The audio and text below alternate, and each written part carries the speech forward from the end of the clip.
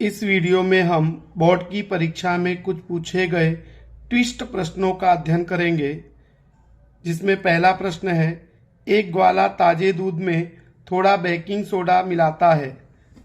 उस पर से दो प्रश्न पूछे हैं। ए, ताजे दूध के पीएच को 6 से बदलकर थोड़ा क्षारीय क्यों बना देता है?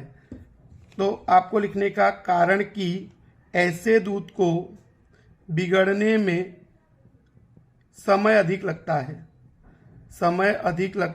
है, इसलिए बराबर वो क्या करता है कि ताजे दूध की पीएच को 6 से बदलकर थोड़ा क्षारीय बना देता है। बी नंबर का प्रश्न पूछा है, इस दूध को दही बनने में अधिक समय क्यों लगता है? कारण कि ऐसे दूध को पहले क्या होना पड़ता है कि क्षारीय से उदासीन होता है और बाद में वो अम्लीय बनता है, इसलिए समय अधिक लगता है। तो आपको लिखने का कि एक ग्वाला ताजे दूध में थोड़ा बेकिंग सोडा मिलाता है, तो ए, ताजे दूध की पीएच को 6 से बदलकर थोड़ा क्षारीय क्यों कर देता है? कारण कि ऐसे दूध को बिगड़ने में समय अधिक लगता है। दूसरा प्रश्न है बी, इस दूध को दही बनने में अधिक समय क्यों लगता है? कारण कि ऐसे दूध को पहले क्षारीय से उदासीन होना पड़ता है, बाद में वो अम्लीय बनता है, इसलिए समय अधिक लगता है। अगला एक ट्विस्ट प्रश्न पूछा है, दूसरे आवर्त के तत्वों के लिए परमाणुवीय त्रिज्या और परमाणुवीय क्रमांक के आलेख पर से निम्न प्रश्नों का उत्तर दीजिए। तो यहाँ पर देखिए एक आलेख बनाया गया है जिसमें परमाणुवीय त्रिज्या और परमाणुवीय क्रमांक, तो दूसरा आवर्त है। तो हमको मालूम है कि दूसरे आवर्त के अंदर lithium, beryllium, boron, carbon, nitrogen, oxygen, fluorine. तो यहां पर इस पर से हमको दो प्रश्न पूछे गए हैं। ए, दूसरे आवर्त में सबसे अधिक धातु गुणधर्म वाला तत्व कौन सा? तो आवर्त में हम जैसे जैसे बाईं तरफ से दाईं तरफ जाते हैं, वैसे धात्विय गुणधर्म में क्या आती है? कमी। तो इसका मतलब कि अधिक धात्विय गुणधर्म वाला तत्व कौन सा आएगा? तो लिथियम। तो यहां पर आपको लिखना रहता है लिथियम। अब दूसरा प्रश्न पूछा है, दूसरे आवर्त में सबसे कम परमाणुवीय आयतन कौन से तत्व का होता है? तो दूसरे आवर्त में सबसे कम परमाणुवीय आयतन, क्योंकि आवर्त में हम बाईं तरफ से दाईं तरफ जाते हैं तो परमाणुवीय त्रिज्या घटती है, जिसके कारण परमाणुवीय आयतन घटता है। तो सबसे कम परमाणुवीय आयतन किसका होता है? तो एफ यानी फ्लोरीन का। तो यहां पर आएगा हमारा फ्लोरीन। तो यहां पर हमको लिखने का है फ्लोरीन। अगला हमारा एक प्रश्न पूछा गया है, हमको कुछ अवयव दिए गए हैं, यानी साधनों की संज्ञा दी गई है और उस पर से कह रहा है सरल विद्युत परिपथ की आकृति बनाइए। तो आपको यहां पर क्या करना है कि इन साधनों का उपयोग करके एक सरल विद्युत परिपथ की आकृति बनानी है। तो वो आपको ऐसी बनानी रहती है, हमेशा वोल्ट मीटर को पार्श्व में जोड़ना है और बाकी सभी साधनों को आपको श्रेणी क्रम में जोड़ना रहता है। तो यहां पर हम ए जोड़ सकते हैं श्रेणी में, ये बड़े को प्लस, छोटे को माइनस, प्लस माइनस, ये हमारा आर। तो ऐसी आपको आकृति बनानी है साधनों का उपयोग करके। ये आकृति ओम के प्रयोग की है, जो जूने किताब में दी थी। जूनी किताब के अंदर ये आकृति दी गई थी ओम के नियम की। एक सवाल पूछा गया है, तुम्हारे घर में उपयोग आने वाला विद्युत बल्ब 100 वॉट और रेफ्रिजरेटर 400 वॉट का है। यदि यह उपकरण 10 घंटे प्रतिदिन चलाया जाता है तो 8 रुपये प्रति kWh यानी किलोवाट आवर की दर से 10 दिन तक चलाने के लिए ऊर्जा का मूल्य क्या होगा? तो यहां पर आपको एक याद रखना है कि हमको P दिया गया है। P टोटल कर लेने का है 100 वॉट प्लस 400 वॉट, तो ये हमारा टोटल हो जाएगा 500 वॉट। अब इसको आपको किलोवाट में बदल देने का, तो 500 बटे में 1000, क्योंकि हमको वॉट को किलोवाट में बदलना है तो 1000 से भाग देने का। अब हमको समय दिया है 10 घंटे, तो यहाँ पर आपको सूत्र लगाना है P बराबर W/T, लेकिन W बराबर हो जाएगा हमारा P इंटू टी। अब P हमारा है 500/1000 और समय हमारा दिया है 10 घंटे, लेकिन 10 दिन तक चलाना तो इंटू 10 भी कर देना। तो यहाँ पर 1 0 से 1 0, 1 0 से 1 0, 1 0 से 1 0, तो यहाँ पर हमारा आ जाएगा 50 किलोवाट आवर। अब यानी कि 10 दिन में कितना किलोवाट आवर जल रहा है? 50। तो हमको कह रहा है कि 8 रुपए के भाव से कितना होगा खर्च, तो यहाँ पर खर्च निकालना है। तो आपको करने का 50 गुणे 8, 8 पंचे 40, तो यहाँ पर हो जाएगा 400 रुपये खर्च होगा। तो इस प्रकार से ये सवाल आपको गिनना रहता है।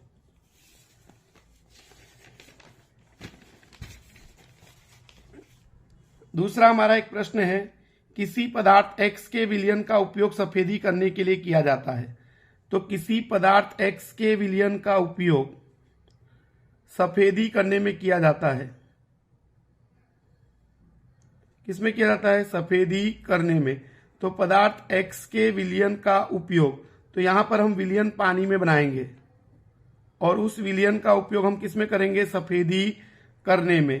तो यहां पर आपको याद रखना है, पदार्थ X के विलयन का उपयोग सफेदी करने में किया जाता है। तो यहां पर पदार्थ X के विलयन हम पानी में बनाएंगे और उसका उपयोग हम करेंगे सफेदी करने में। तो यहां पर हमारा क्या होगा? पदार्थ X होगा कैल्शियम ऑक्साइड और पानी यानी H2O, और बनेगा कैल्शियम हाइड्रोक्साइड। इसको बोलते हैं बुझा हुआ चूना, बुझा हुआ चूना। तो इसका उपयोग हम सफेदी करने में करते हैं। तो यहां पर हमको ये समीकरण पर से तीनों प्रश्न का उत्तर लिखना है। पदार्थ X का नाम आएगा कैल्शियम ऑक्साइड, कैल्शियम ऑक्साइड, अथवा इसको हम लिख सकते हैं बिना बुझा हुआ चूना। पदार्थ X का रासायनिक सूत्र CaO और पदार्थ X की जल के साथ अभिक्रिया तो बन जाएगा कैल्शियम हाइड्रोक्साइड। फिर यहां पर देखिए, हमको ये तंत्रिका कोशिका की आकृति दी है और A निर्देशित रचना पहचानिए। तो A हमारा हो जाएगा ध्रुमिका, और इसका कार्य क्या होता है? तो आसपास से सूचना को ये क्या करती है? ग्रहण। तो आसपास से सूचना को क्या करती है? ग्रहण। बी हमारा हो जाएगा तंत्रिकाक्ष का अंतिम सिरा, तंत्रिकाक्ष का अंतिम सिरा, जो क्या करता है? अपने अंदर से कुछ रसायन मुक्त करता है, और जो दो तंत्रिका कोशिका के बीच में जो रिक्त स्थान होता है उसको पार करता है और दूसरे तंत्रिका कोशिका के पास पहुंचकर उसी प्रकार का विद्युत आवेग उत्पन्न करता है। तो ए हमारा होगा ध्रुमिका और बी हमारा होगा तंत्रिकाक्ष का अंतिम सिरा। अगला मोस्ट आईएमपी प्रश्न है, बहुत बार बोर्ड में पूछा जा सकता है। रमेश को 2 पुत्री है, उनकी पत्नी माया गर्भवती है। रमेश की पुत्र प्राप्ति की इच्छा के कारण माया को सोनोग्राफी द्वारा गर्भ परीक्षण कराने का दबाव डाला जाता है। अब यहां पर से इस पर से हमको 2-3 प्रश्न पूछे हैं। ए, पुत्र या पुत्री के जन्म के लिए जिम्मेदार कौन है? तो देखो यहां पर पुत्र और पुत्री के लिए जवाबदार कौन होता है? जिम्मेदार पिता। तो यहां पर आएगा पिता। दूसरा प्रश्न है, रमेश की 2 पुत्री के बारे में कौन सा रंगसूत्र आनुवांशिकता की दृष्टि से प्राप्त नहीं हुआ? रमेश की 2 पुत्री इसके कारण थी, कारण कि उसको Y रंगसूत्र जो है यानी गुणसूत्र प्राप्त नहीं हुआ। अगर Y गुणसूत्र प्राप्त होता तो पुत्र होता। दोनों पुत्री इसलिए है क्योंकि उसको Y गुणसूत्र प्राप्त नहीं हुआ। सी है, गर्भ परीक्षण गैर कानूनी है, क्यों? गर्भ परीक्षण गैर कानूनी इसके लिए है क्योंकि उसके कारण भ्रूण हत्या होती है, इसलिए गर्भ परीक्षण क्या है? गैर कानूनी है। तो ऐसे हमको अगर 3 प्रश्न पूछे जाए तो हमको एक एक लाइन में उत्तर लिखने होते हैं। अगला हमारा है प्रश्न, यहां पर देखिए ये प्रश्न भी आपके लिए बहुत मोस्ट आईएमपी है। अवतल दर्पण है तो अवतल दर्पण बनाने का ध्रुव, मुख्य फोकस, वक्रता केंद्र, वस्तु कहां पर रखी है, तो F और C के बीच में। अब कितनी किरण निकालो, 2, एक मुख्य अक्ष के समांतर और एक मुख्य फोकस में से। अब क्या होता है, जो मुख्य फोकस में से आती है वो मुख्य अक्ष के समांतर हो जाती है, और जो मुख्य अक्ष के समांतर है वो मुख्य फोकस में से गुजरती है। एक दूसरे को जहां काटे वहां पे लिखने का A' और यहाँ पर B'। तो यहाँ पर आपको आकृति बनानी है और उस पर से लिखना है प्रतिबिंब का स्थान। तो प्रतिबिंब का स्थान आएगा C के परे यानी वक्रता केंद्र से दूर। और प्रतिबिंब कैसा बनेगा, तो वास्तविक और उल्टा और वस्तु से बड़ा। कारण कि हम C के अगर बाईं तरफ रखते तो प्रतिबिंब छोटा बनता, C के दाईं तरफ रख रहे इसलिए बड़ा बनेगा, और C पर रखते तो बराबर बनता है। अब ऐसा सवाल पूछेगा, आपको याद रखना है, कोई 4 सेमी साइज का बिंब है, तो आपको H बराबर दिया है 4 सेमी। अब यहां पर देखिए H बराबर है 4 सेमी, फोकस दूरी उसकी दी है हमको 15 सेमी, और अवतल दर्पण दिया है। तो अवतल दर्पण में आपको याद रखना है कि अवतल दर्पण में आपको याद रखना है कि अवतल दर्पण में अवतल के आधार पर आपको चिन्ह लगाने हैं। अब क्या कह रहा है देख लेते हैं एक बार। कोई 4 सेमी यानी हमको H दिया है 4 सेमी, फोकस दूरी 15 सेमी दी है, अवतल दर्पण से 50 सेमी दूरी पर एक वस्तु रखी है, तो U हमारा है 25 सेमी। 25 सेमी दूरी पर क्या रखी है, एक वस्तु। तो यहां पर देखिए कि हमको कह रहा है कि दर्पण से पर्दे को कितनी दूरी पर रखा जाए कि स्पष्ट प्रतिबिंब बने, यानी पर्दे की दूरी यानी प्रतिबिंब की दूरी ज्ञात करनी है। फिर उसकी प्रतिबिंब की प्रकृति बतानी है और साइज बताना है। तो साइज में हमको निकालना पड़ेगा H'। तो यहां पर सबसे पहले तो अवतल दर्पण में चिन्ह लगाने हैं। अवतल दर्पण के लिए खाली H+ होता है, बाकी सब माइनस। तो ये माइनस लगाएंगे, नहीं तो सवाल हमारा गलत हो जाएगा। अब यहां से हमको क्या करना है कि दूसरा हमारा सूत्र लगाना है दर्पण का, 1/V + 1/U बराबर 1/F। यहाँ पर 1/V निकालना है, 1/F - 1/U। तो यहाँ पर 1/V, F हमारा कितना है, तो F हमारा -15 है, तो यहाँ पर माइनस आ जाएगा, प्लस 1/U, U हमारा 25 है, लेकिन माइनस का 25 है तो माइनस माइनस प्लस हो जाएगा, 1/V, इन दोनों का लसा आएगा 75। अब 15 तिया 75, 3 एकम 3, 15 से इसको भाग देंगे तो यहाँ पर हमारा क्या होगा कि 15 और 25 का लसा जो आया वो आया 75 और 15।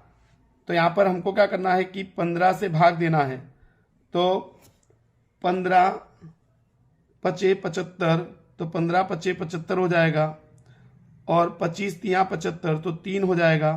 तो यहाँ पर 1/V बराबर -2 बट्टे में क्या हो जाएगा 75, तो V बराबर हो जाएगा -75 बट्टे में 2, तो V बराबर हमारा आ जाएगा -37.5।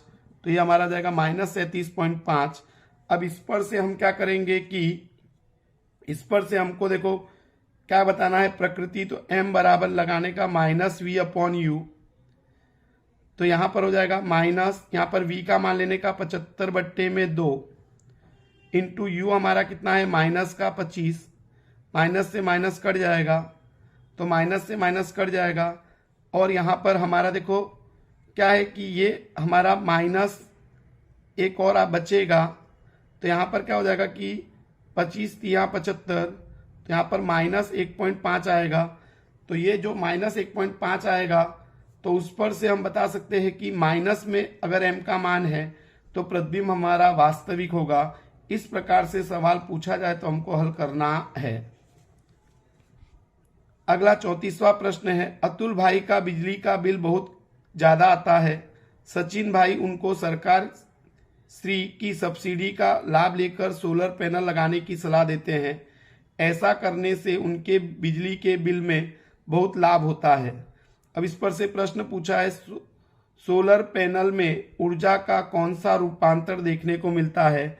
तो सोलर पैनल में ऊर्जा का रूपांतर सौर ऊर्जा का विद्युत ऊर्जा में रूपांतर होता है। तो सौर ऊर्जा का विद्युत ऊर्जा में रूपांतर होता है। दूसरा प्रश्न है एक सोलर सेल से अंदाजित कितना यानी वॉट विद्युत पावर उत्पन्न होता है, तो आएगा 0.7 वॉट विद्युत पावर उत्पन्न होता है। सी है हमारा सौर ऊर्जा आधारित सोलर पैनल की मर्यादा लिखो। तो सौर ऊर्जा आधारित सोलर पैनल की मर्यादा, तो सोलर पैनल बनाने के लिए 2 सोलर सेल को श्रेणी में जोड़ना पड़ता है और जोड़ने के लिए चांदी का उपयोग होता है और चांदी महंगी है, इसलिए सोलर पैनल का उत्पादन महंगा होता है। तो इस प्रकार से आपको इन प्रश्नों के उत्तर लिखने होते हैं एक एक वाक्य में। अगला हमारा प्रश्न है, याद रखना यहाँ पर कभी कभी घुमा के पूछता है कि रसोई घर में आपकी माता स्वच्छता पकौड़े अथवा केक बनाने के लिए कौन से रसायन का उपयोग करती, तो आएगा बेकिंग सोडा यानी खाने का सोडा, और उसकी बनावट आपको लिखनी है। तो यहाँ पर NaCl plus CO2 plus H2O plus यहाँ पर आएगा NH3, सबके बीच में प्रक्रिया होगी NaSCO3 प्लस NH4Cl। ये NaSCO3 को ही बोलते हैं हम बेकिंग सोडा यानी खाने का सोडा। तो यहाँ पर सोडियम क्लोराइड, कार्बन डाइऑक्साइड, पानी और अमोनिया चारों के बीच में जब प्रक्रिया करते हैं तो हमारा सोडियम हाइड्रोजन कार्बोनेट बनता है और अमोनियम क्लोराइड NH4Cl बनता है। तो ये जो हमारा सोडियम हाइड्रोजन कार्बोनेट है उसी को हम बोलते हैं बेकिंग सोडा यानी खाने का सोडा कहते हैं। दानेदार जिंक की सल्फ्यूरिक अम्ल के साथ अभिक्रिया का प्रयोग पूछे तो याद रखना है, एक परख नली में हम दानेदार जिंक लेंगे, उसमें सल्फ्यूरिक अम्ल मिलाएंगे, दोनों के बीच में प्रक्रिया होगी तो क्या बनता है, जिंक सल्फेट और हाइड्रोजन गैस उत्पन्न होती है और इसको एक नली के द्वारा साबुन के विलयन में से गुजारते हैं तो हाइड्रोजन गैस से भरे हुए साबुन के बुलबुले बनते हैं। जलती हुई मोमबत्ती को बुलबुले के पास ले जाते हैं तो क्या होता है कि ये बुलबुले फटकी आवाज के साथ फूटते हैं और हाइड्रोजन गैस जलने लगती है।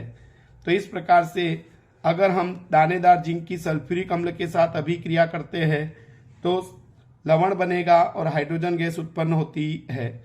नीचे दिए गए कार्बनिक यौगिकों के संरचनात्मक सूत्र लिखिए। तो बेंजीन का सूत्र लिखना है, तो आपको याद रखना है बेंजीन का सूत्र होता है C6H6। आपको ऐसी चक्रीय रचना बना देनी है और फिर एक छोड़कर एक आपको डबल बॉन्ड कर देना है। क्लोरोप्रोपेन यानी CH3CH2CH2Cl क्लोरोप्रोपेन का सूत्र है।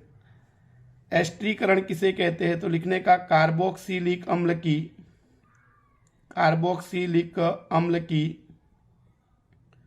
एल्कोहल के साथ अम्ल की उद्दीपक की उपस्थिति में प्रक्रिया करते हैं, एस्टर और पानी बनता है।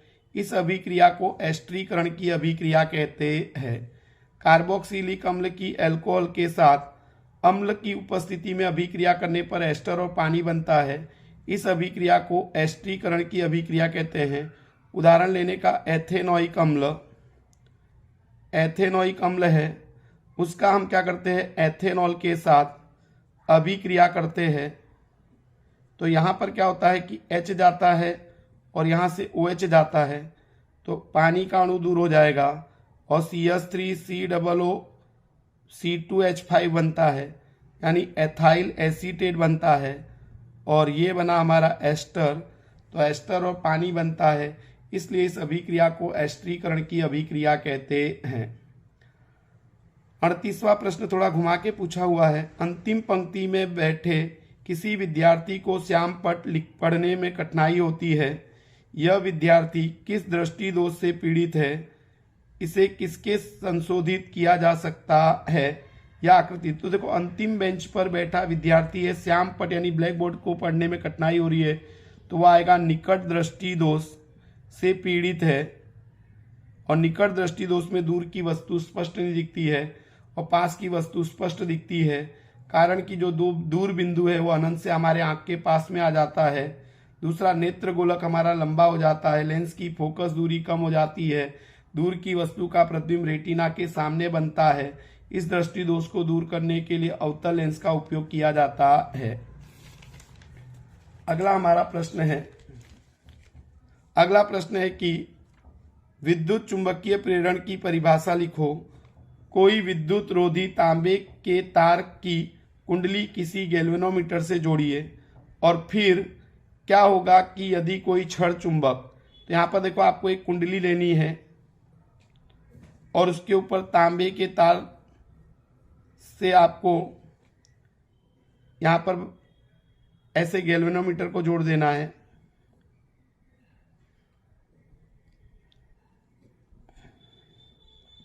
और फिर यहां पर आपको उससे थोड़ी दूरी पर छड़ चुंबक रखना है।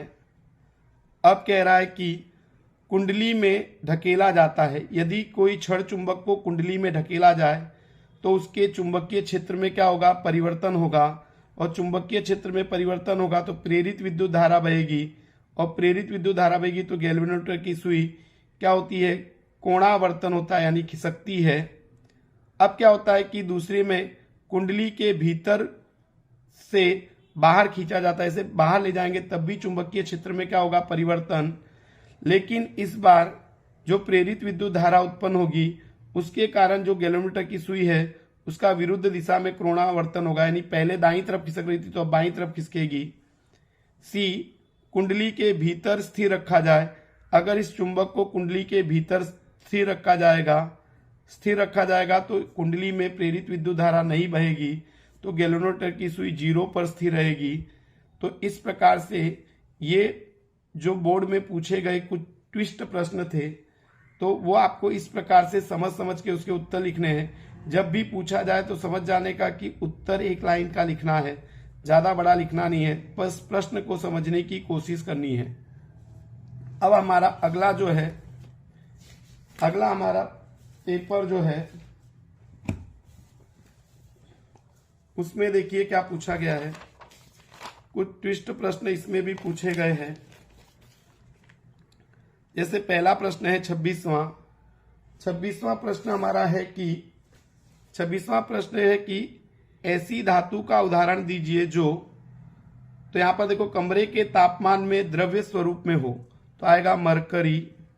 कमरे के तापमान पे द्रव्य स्वरूप में कौन सी धातु होती है, तो मरकरी। दूसरा प्रश्न है चाकू से आसानी से काटा जा सके, तो आएगा सोडियम और पोटेशियम और लिथियम। सोडियम, पोटेशियम और लिथियम। फिर हमारा है ऊष्मा की सबसे अच्छी चालक होती है, तो ऊष्मा की अच्छी चालक होती है कौन, तो चांदी और कॉपर। ऊष्मा की क्या होती है, सबसे अच्छी चालक। अगला कह रहा है कि ऊष्मा की कुचालक होती है, तो आएगा लेड और मरकरी। तो लेड और आपको क्या लिखना है, मरकरी।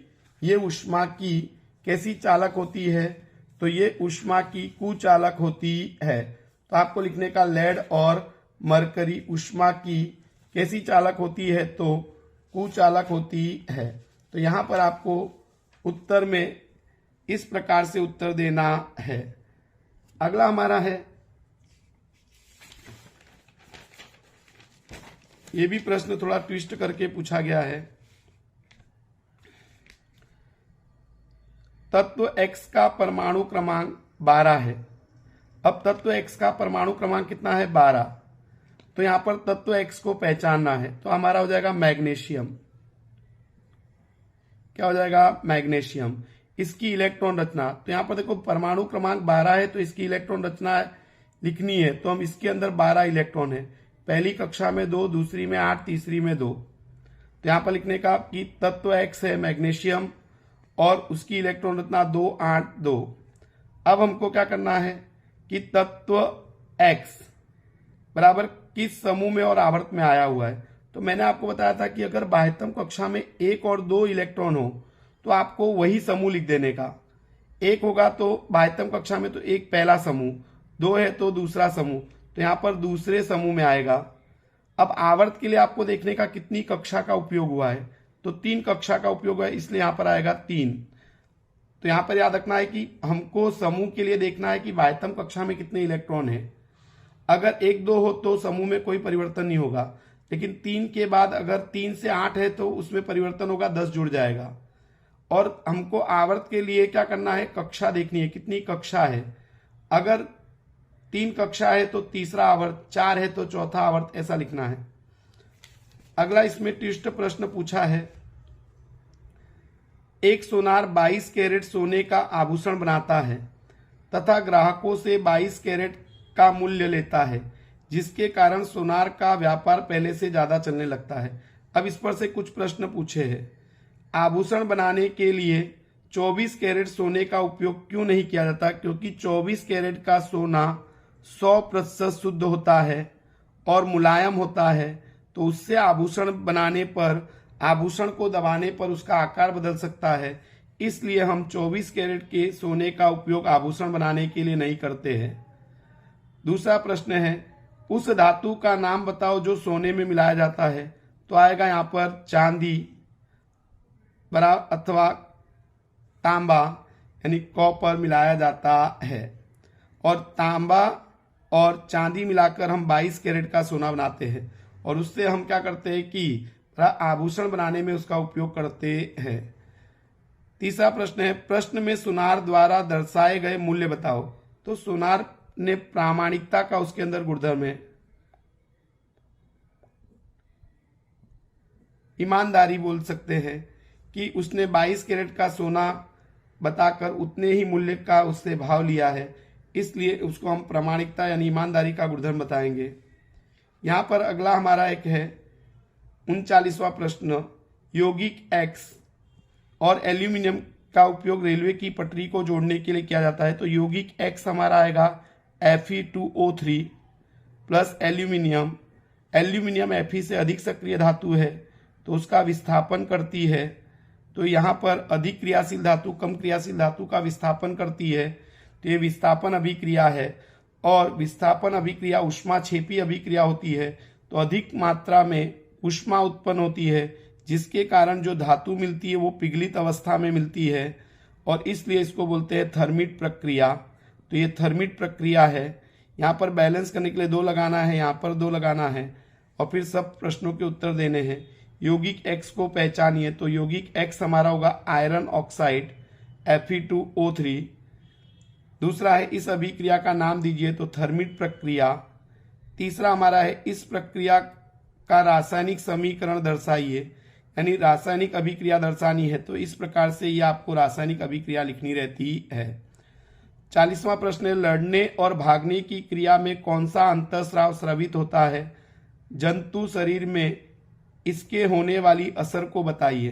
तो लड़ने और भागने के नाम से एड्रीनालिन, ये एड्रीनालिन नामक अंतःस्राव अधिविकीय ग्रंथि, जिसको हम एड्रिनल ग्रंथि कहते हैं, जो विक्र के अग्रभाग में आई होती है, वो उत्पन्न करती है एड्रीनालिन अंतःस्राव, और ये अंतःस्राव वो सीधे रुधिर में डाल देती है, और रुधिर में डाल देती है, और ये वहां पर जाकर क्या करता है कि रुधिर के वहन को हृदय से पेशी कोशिका की तरफ कर देता है, जिससे हृदय की धड़कन बढ़ जाती है और हमारी श्वासोच्छ्वास की क्रिया तीव्र हो जाती है, जिसके कारण हमारा शरीर लड़ने के लिए तैयार हो जाता है। इसलिए इस अंतःस्राव को लड़ने और भागने के नाम से जाना जाता है। अगला हमारा एक प्रश्न है। प्रश्न में हमको आकृति दी गई है और आकृति पर से 3 सवाल पूछे गए हैं। तो यहां पर आपको याद रखना है कि आकृति पर से आपको सवाल का उत्तर देना है। तो आपको क्या करना है कि प्रश्न नंबर हमारा है बराबर, प्रश्न नंबर में क्या दिया गया है हमको कि आकृति के आधार पर निम्न प्रश्नों के उत्तर दीजिए। तो आकृति के आधार पर आपको निम्न प्रश्नों के उत्तर देने हैं। तो आपको सबसे पहले क्या करने का कि आपको सबसे पहले यहां पर ए को पहचान कर कार्य बताइए। तो ए को पहचान कर आपको उसका कार्य बताना है। तो ए को पहचानना है। तो यहां पर देखो, ए को पहचानने के लिए हम क्या करेंगे कि ए जो हमारा है वो ए हमारा क्या है, तो वो ए के बारे में हमको बताना है। तो ए हमारा जो है उसको हम बोलेंगे पराग नली। क्या बोलेंगे? पराग नली। और ये पराग नली के द्वारा पराग कण जो है वो क्या होता है कि बीजांड तक पहुंचता है। तो कहां तक पहुंचता है? बीजांड तक। तो हमको लिखने का क्या, तो यहाँ पर लिखने का ए यानी पराग नली, और इस पराग नली के द्वारा जो ये पराग कण नर युग्मक उत्पन्न करता है वो बीजांड तक पहुंचता है। बी को पहचान कर निषेचन के पश्चात होने वाला परिवर्तन बताइए। तो बी हमारा क्या है, अंडाशय है, जो फलन के बाद में फल में बदल जाता है। तो फलन के बाद वो किस में बदल जाता है, फल में बदल जाता है। यहां पर हमको सी को पहचानना है, तो सी हमारा क्या है, हम कह सकते हैं कि बीजांड है, वो हमारा सी बीजांड है, और फलन के बाद वो बीज में बदल जाता है। तो याद रखने का किस में बदल जाता है, बीज में। तो हमको लिखने का कि वो किस में बदल जाता है, बीज में। तो ए हमारा है पराग नलिका, यानी पराग नली भी लिख सकते हैं। तो पराग कण जो नर युग्मक बनाते हैं वो इस पराग नलिका के द्वारा बीजांड में जाता है और मादा युग्मक से क्या करता है, फलन। अब बी हमारा अंडाशय है, जो निषेचन यानी फलन के बाद किस में बदल जाएगा, फल में।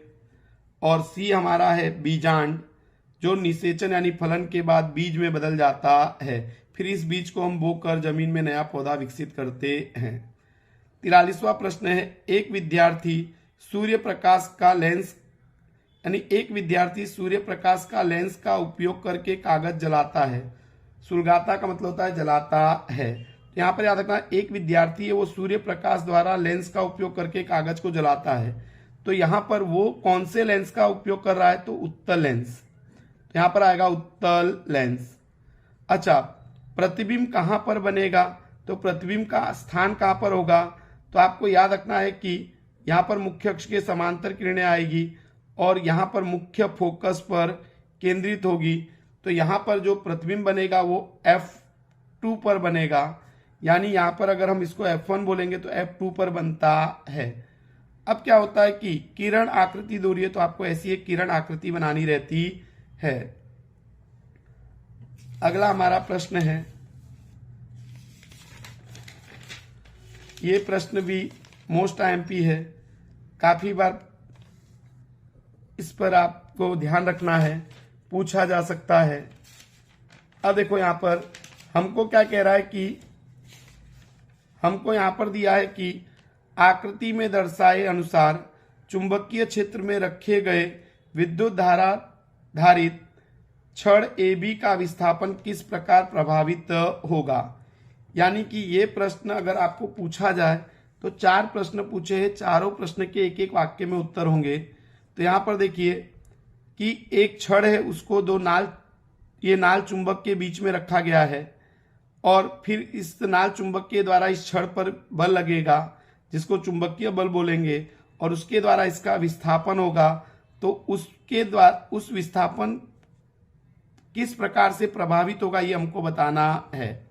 तो यहाँ पर देखो पहला प्रश्न है, यहाँ पर लेकिन आपको एक चीज याद रखनी है, F बराबर B इंटू आई इंटू एल। तो F हमारा हो जाएगा बल, B हमारा चुंबकीय क्षेत्र हो जाएगा और I हमारा हो जाएगा विद्युत धारा और L हमारी हो जाएगी लंबाई। तो इस पर से हमको उत्तर देना है। अब कह रहा है छड़ AB में प्रभावित विद्युत धारा में वृद्धि हो जाए, यानी अगर हम विद्युत धारा में वृद्धि करेंगे तो छड़ पर लगने वाला चुंबकीय बल बढ़ेगा और चुंबकीय बल बढ़ेगा तो विस्थापन में क्या होगी, वृद्धि होती है। तो आपको लिखने का विस्थापन में वृद्धि होती है। तो आपका उत्तर लिखने का कि विस्थापन में क्या होगी, वृद्धि होगी। दूसरा है कि अधिक प्रबल नाल चुंबक का प्रयोग किया जाए। अब नाल चुंबक अधिक प्रबल है तो चुंबकीय क्षेत्र प्रबल उत्पन्न होगा, तो फिर से वो समानुपाती है बल के, तो फिर से क्या होगा कि विद्युत यानी विस्थापन में क्या होगी, वृद्धि होगी। तो लिखने का विस्थापन में क्या होती है, वृद्धि होती है। तीसरा प्रश्न है, छड़ AB की लंबाई में वृद्धि कर दी जाए। अगर छड़ AB की लंबाई में वृद्धि की दी जाए यानी L बढ़ाया जाए तो F फिर बढ़ेगा, तो फिर से विस्थापन में क्या होगी, वृद्धि होगी। लेकिन आपको इस पर से याद रख के उत्तर देने हैं। अगला है हमारा छड़ AB में विस्थापन अधिकतम कब होगा। अधिकतम तब होगा जब छड़ में से बहने वाली विद्युत धारा की दिशा और चुंबकीय क्षेत्र की दिशा परस्पर लंब हो जाएगी तब ये विस्थापन अधिकतम होगा। तो आपको लिखने का कि छड़ में से बहने वाली विद्युत धारा की दिशा बराबर विद्युत धारा की दिशा और चुंबकीय क्षेत्र की दिशा जब परस्पर लंब होगी तब उसका विस्थापन महत्तम होगा यानी अधिकतम होता है। तो इस प्रकार से ये प्रश्न अगर पूछा जाए तो आपको इस प्रकार से उसके उत्तर लिखने हैं। अगले हमारे बोर्ड में पूछे गए जो ट्विस्ट प्रश्न है तो उसमें एक ये वाला प्रश्न भी मोस्ट आईएमपी है, बहुत बार पूछा जा सकता है। 27वां प्रश्न है, आवर्त सारणी में तत्व 3 है, ए बी सी की स्थिति दर्शाई गई है। अब देखिए यहाँ पर 16वां समूह है और 17वां समूह। अब इस पर से हमको उत्तर देना है। तो यहाँ पर देखिए ए धातु है या अधातु, तो याद रखने का कि अगर 12 तक है अगर समूह तो वो धातु हो सकता है, पर 13 के बाद अगर समूह है तो वो क्या होगा, अधातु। तो यहाँ पर ए हमारा आएगा अधातु, तो ए अधातु होगा। बी हमारा है ए सी की अपेक्षा अधिक क्रियाशील है या कम, तो हमको मालूम है समूह में ऊपर से नीचे जाने पर अभिक्रियाशीलता यानी सक्रियता क्या होती है, तो सक्रियता क्या होती है, बढ़ती है। तो इसका मतलब सी अधिक सक्रिय है और ए हमारा कम सक्रिय है, तो ए की अपेक्षा सी अधिक क्रियाशील होगा। अगर सी की अपेक्षा ए कम क्रियाशील होगा लेकिन ए की अपेक्षा सी अधिक क्रियाशील होगा। क्यों? क्योंकि समूह में ऊपर से नीचे जाने पर सक्रियता बढ़ती है, अभिक्रियाशीलता बढ़ती है, इसलिए सी अधिक सक्रिय है, अधिक अभिक्रियाशील है और ए कम। अब कह रहा है कि सी जो हमारा प्रश्न है, सी का साइज बी से बड़ा होगा या छोटा। तो देखो यहाँ पर बी और सी आवर्त में आए हुए हैं, तो आवर्त में बाईं ओर से दाईं तरफ जाओ तो क्या होता है कि परमाणु त्रिज्या घटती है, यानी कि सी छोटा होगा बी से, क्योंकि बी बड़ा है और सी कैसा है, छोटा। परमाणु त्रिज्या घट रही है यानी परमाणु का आकार क्या हो रहा है, घट रहा है। तो यहां पर हमको लिखने का सी का साइज बी से छोटा होगा, यहां पर लिखना है छोटा होगा। डी है तत्व ए किस प्रकार का आयन बनाएगा, तो तत्व ए अधातु है इसलिए वो ऋण आयन बनाएगा, तो यहां पर उत्तर आएगा हमारा ऋण आयन बनाएगा। तो ये प्रश्न 2 नंबर में पूछा था, तो आपको एक एक शब्द में उत्तर देना है। अगला देखिए एक सवाल पूछा है, 12 वोल्ट विद्युत विभवांतर यानी V का मान 12 है वोल्ट और आवेश दिया है Q का मान हमारा दिया है 2 कूलम। अब कार्य यानी W निकालना है, तो आपको याद रखना V बराबर W/Q होता है, तो W बराबर V इंटू Q हो जाएगा। तो V का मान 12 और Q का मान 2, तो 12 दूनी 24 जूल उत्तर आएगा, क्योंकि कार्य हमेशा जूल में होता है, इसलिए कार्य और ऊर्जा का मात्रक होता है जूल। यहां पर यह सवाल पूछा गया है। सवाल जब भी पूछे जाए 10वें चैप्टर के, आपको सबसे पहले क्या दिया है, वक्रता त्रिज्या दी है r, फिर यहां पर हमको वस्तु की दूरी u दी है, प्रतिबिंब की स्थिति v निकालनी है। तो सबसे पहले आपको उत्तल दर्पण दिया है, वक्रता त्रिज्या पर से आप क्या निकालेंगे, फोकस दूरी क्या निकालेंगे, तो वो आएगी 1.5।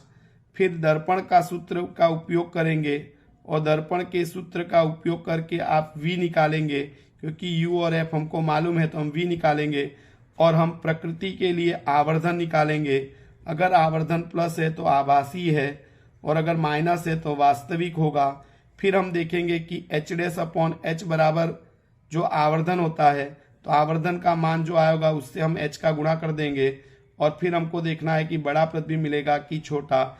इस प्रकार से आपको सवाल हल करने हैं, पर याद रखना है कि 10वें चैप्टर के सवाल में पहला शब्द उत्तल है, इसलिए उत्तल का चिन्ह लगाना है।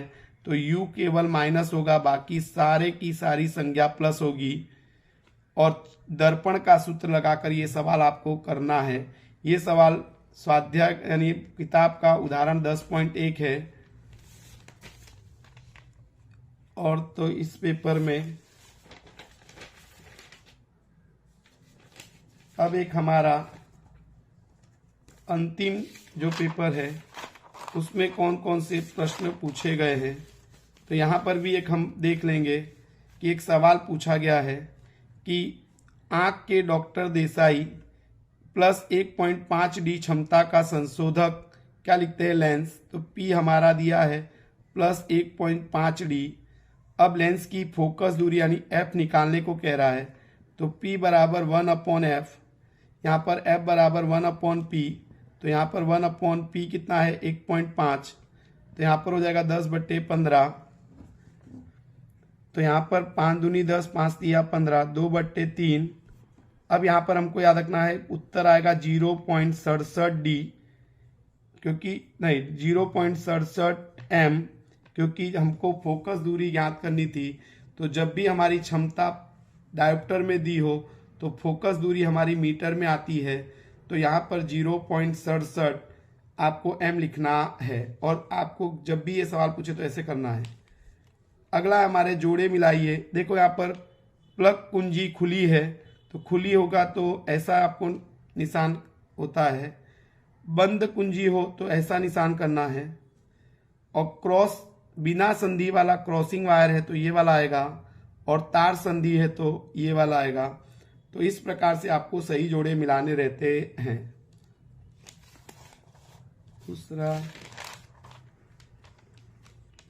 ये भी एक प्रश्न है, यहाँ पर 3 परख नली है हमारे पास A, B और C। 3 परख नली है A, B और C। एक के अंदर आपने जल लिया है और एक के अंदर आश्वित जल है और एक के अंदर निर्जलीय कैल्शियम क्लोराइड है। अब कह रहा है तीनों के अंदर लोहे की क्या डालनी है कील, तो लोहे की तीनों के अंदर क्या डालेंगे कील। तो आपको देखना है कि क्या परिवर्तन होगा, तो अवलोकन आपको बताना है कि क्या इसके अंदर परिवर्तन आएगा। तो ए में जिसके अंदर जल है उस परख नली में जब हम लोहे की क्या डालेंगे कील, तो कुछ दिनों बाद उसका रंग बदल जाएगा, कारण कि उसका संक्षारण होगा, तो इसलिए उसका रंग बदल जाएगा। बी जिसके अंदर हमने आश्वित जल डाला है उसमें भी जब लोहे की कील डालेंगे तो कुछ दिन के बाद उसका भी रंग बदल जाएगा, क्योंकि उसका संक्षारण होगा। लेकिन सी जो परख नली के अंदर निर्जलीय कैल्शियम क्या लिया है क्लोराइड, निर्जलीय का मतलब होता है उसके अंदर जल नहीं है, इसलिए लोहे की कील का रंग नहीं बदलेगा, उसका संक्षारण नहीं होगा। तो ऐसा आपको इस पर लिखना रहता है। अगला यहां पर देखिए एक प्रश्न है एथेन का सूत्र, तो C2H6 ऐसा आपको बना देना है। फिर एथेनोइक अम्ल का सूत्र CH3COOH, तो ऐसा आपको बनाना है। तो ये हमारा एथेनोइक अम्ल का इलेक्ट्रॉन बिंदु में क्या करने का कि बॉन्ड के ऊपर ही 2 बिंदु रख देने के, तो आपकी कभी गलती होगी नहीं। जितने बॉन्ड है वहां पर 2-2 इलेक्ट्रॉन दर्शा देने हैं। अगला हमारा एक प्रश्न पूछा है परिभाषा वाला, लेंस के लिए वक्रता केंद्र की परिभाषा। तो आपको लिखने के लेंस की वक्र सतह जिस गोले का भाग होती है उस गोले के केंद्र को वक्रता केंद्र कहते हैं। C1 और C2 वक्रता केंद्र में से गुजरने वाली काल्पनिक रेखा को मुख्य अक्ष कहते हैं। लेंस के केंद्र को प्रकाशिक केंद्र कहते हैं, तो लेंस के केंद्र को प्रकाशिक केंद्र कहते हैं। मुख्य अक्ष के समांतर लेंस की सतह पर किरण क्या की आपतित, लेंस के द्वारा क्या होता है अपवर्तन, और अपवर्तन होकर मुख्य अक्ष के जिस एक बिंदु पर केंद्रित होती है उसको बोलते हैं मुख्य फोकस, तो मुख्य फोकस कहते हैं। फिर लिखने का कि प्रकाशिक केंद्र और मुख्य फोकस के बीच की दूरी को फोकस दूरी कहते हैं।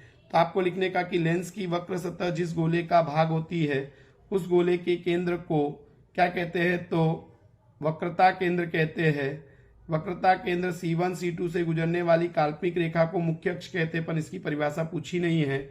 फिर लिखने का आपको कि लेंस के केंद्र को प्रकाशिक केंद्र कहते हैं। मुख्य अक्ष के समांतर लेंस की सतह पर किरण आपतित करने पर लेंस के द्वारा क्या होता है अपवर्तन, और अपवर्तन होकर मुख्य अक्ष के जिस एक बिंदु पर केंद्रित होती है उसको हम बोलते हैं मुख्य फोकस, और मुख्य फोकस और प्रकाशिक केंद्र के बीच की दूरी को क्या कहते हैं, तो लिखने का आपको फोकस दूरी कहते हैं। यहां पर भी देखिए एक प्रश्न घुमा के पूछा गया है। वर्गखंड यानी कक्षा 10 के वर्गखंड में पीछे बैठी हुई यशवी से ब्लैक बोर्ड पर लिखा हुआ स्पष्ट नहीं पढ़ा जा रहा है, तो वो किस दृष्टि दोष से पीड़ित है? तो निकट दृष्टि दोष। और निकट दृष्टि दोष में दूर की वस्तु स्पष्ट दिखाई नहीं देती है। तो इस प्रकार से बोर्ड के अंदर कुछ पूछे गए ट्विस्ट प्रश्न थे, जिनके उत्तर मैंने आपको समझाने की कोशिश की है। अगर आपको मेरा ये वीडियो पसंद आया हो तो ज़्यादा से ज़्यादा मेरी वीडियो को लाइक कीजिए और चैनल को सब्सक्राइब कीजिए, और ज़्यादा से ज़्यादा विद्यार्थियों को ये वीडियो शेयर कीजिए, जिससे उनको भी इसका लाभ मिल सके। धन्यवाद। Thank you.